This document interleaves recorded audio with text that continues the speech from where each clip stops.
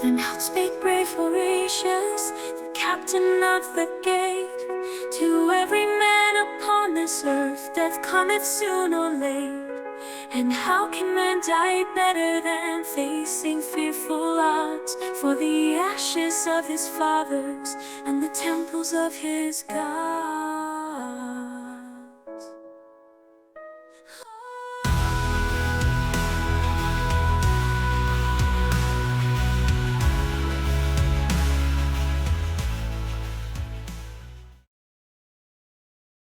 Aside from the deep rumble of jet engines, the airplane was silent. Hurton held his cell phone in front of him, allowing the creators and creations to listen to the voice emitting from the speaker. "We've barricaded ourselves in the civil defense bunker," a man's voice was saying, "but we don't know how long we can hold out in here." Bella got out of her seat and used the flight attendant's phone to call the cockpit. "We're like an hour away from Stockholm," Bella reported. Sebakira, Callie, and Akira all turned to look at Blake. "What?" he said.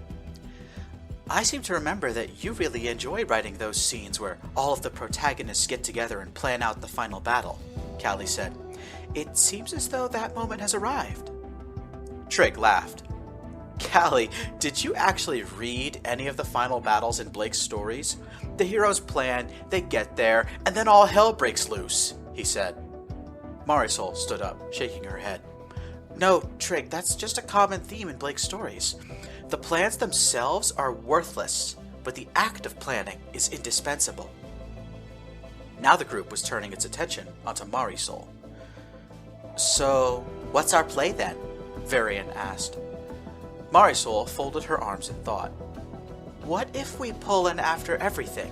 Marisol suggested. "Force Malum to exhaust his powers." "That's a tall order. He has 3 gifted characters on his side," Blake said.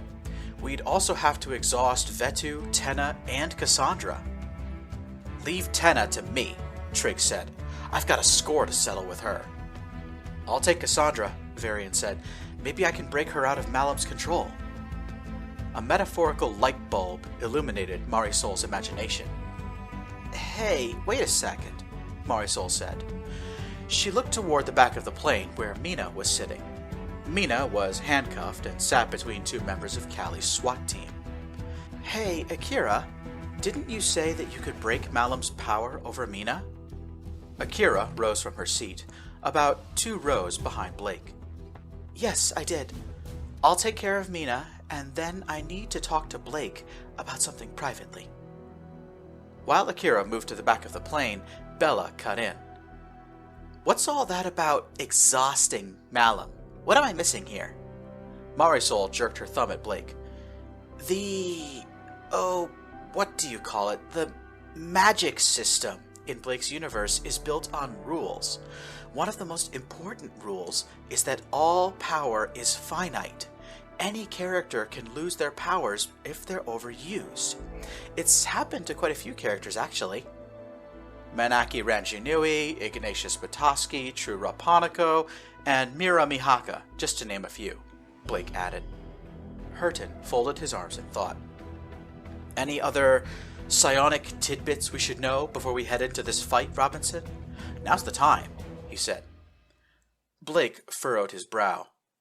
"Unique powers," Blake said. "Every gifted person has one, and..."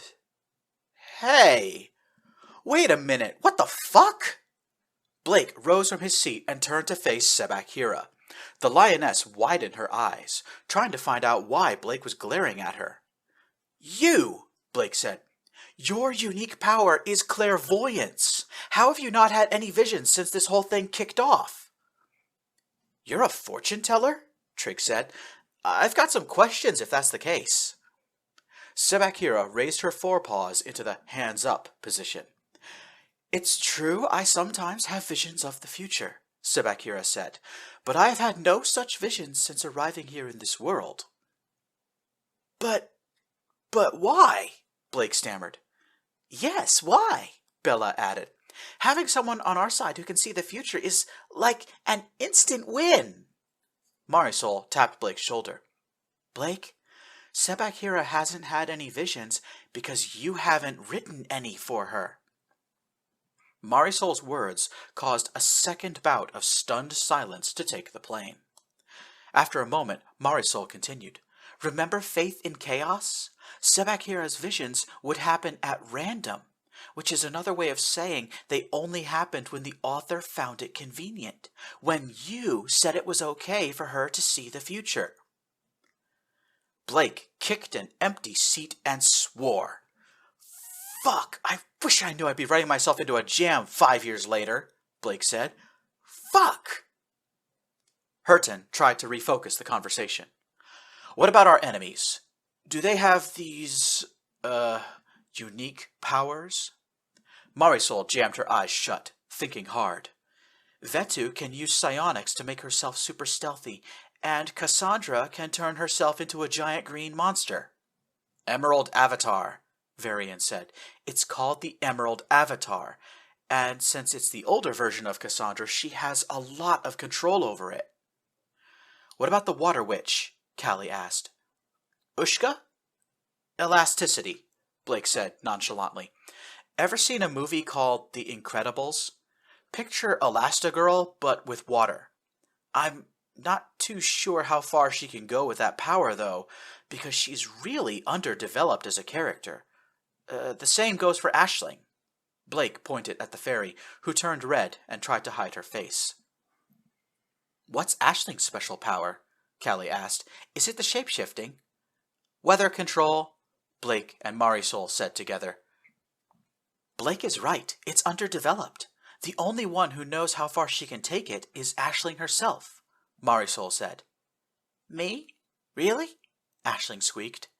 Yup, Marisol said, giving Aisling a reassuring smile. Hurton frowned. What about the boy? He said, pointing at Trig. Healing aura, Trig replied.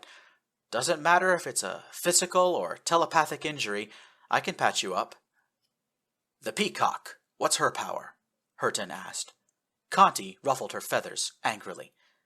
I'm a peahen, and I have a name, she grumbled.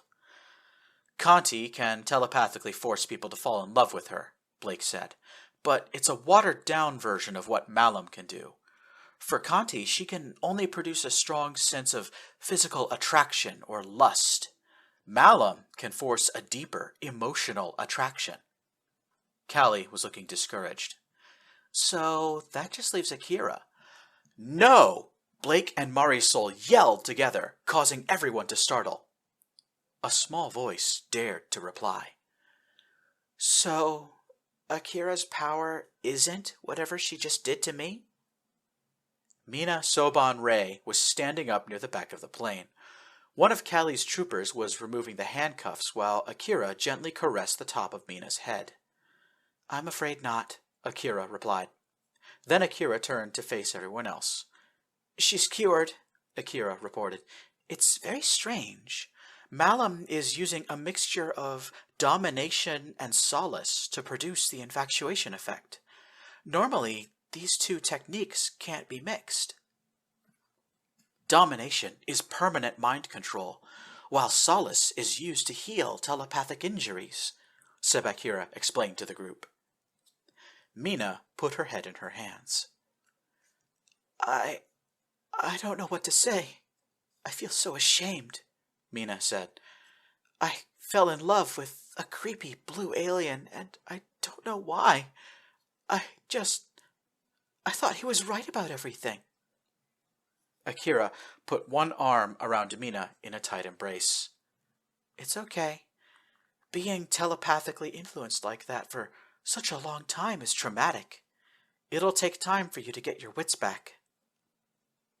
Never thought I would hear those words from the most skilled telepathic manipulator in the universe, Blake remarked. Yeah, who are you and what have you done with Akira Robinson? Varian added. Like I said, I'm not the same person I was a few weeks back, Akira replied. Coming here to the real world has changed me. Changed all of us.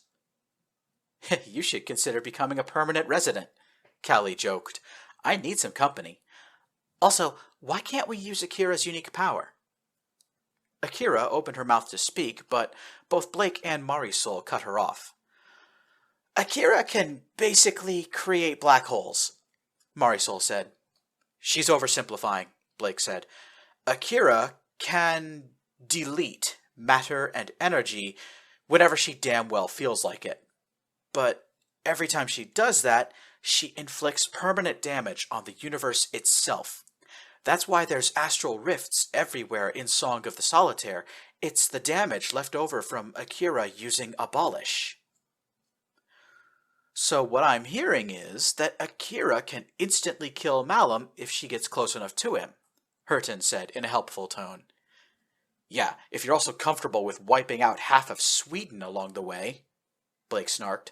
Sorry, Akira, but if you even think of using Abolish in the middle of Stockholm, I'll kill you myself. Varian was staring slack-jawed at Akira. Then he, or she, looked at Blake. Does she ever use that power on me in my story? Varian asked. Once, right before the final battle, Blake replied. She wiped the entire city of Orlando off the face of the earth. Killed about 2 million people. Akira's face turned a little pale. I did that? She breathed. Blake raised an eyebrow. Had a hunch you were an earlier version, Blake said. Are you from Faith in Chaos or the Stormbreakers? Stormbreakers, Akira replied. I was locked up in the brig when Malum pulled me out of my story. Somewhere around chapter 10, Marisol commented. Blake let out a low whistle.